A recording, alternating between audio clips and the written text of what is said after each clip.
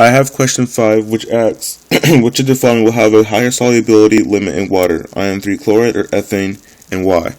So we have iron 3 chloride, which is FeCl3, and ethane, which is C2H6, a hydrocarbon.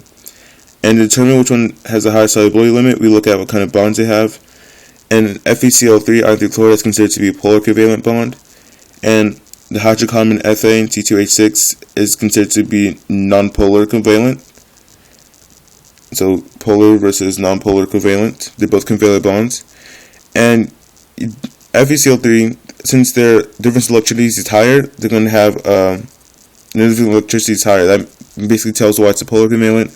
And even though the difference in electricity for ethane is really small, even though it's a little bit higher than 0.3, it's still considered to be nonpolar, all hydrocarbons.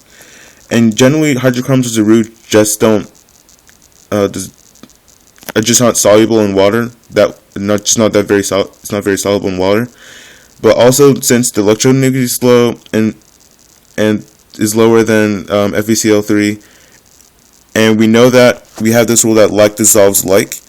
So polar will like to dissolve polar, and nonpolar like to dissolve nonpolars. And basically, the best kind of molecules that dissolve the best in water are ones that are ionic and polar.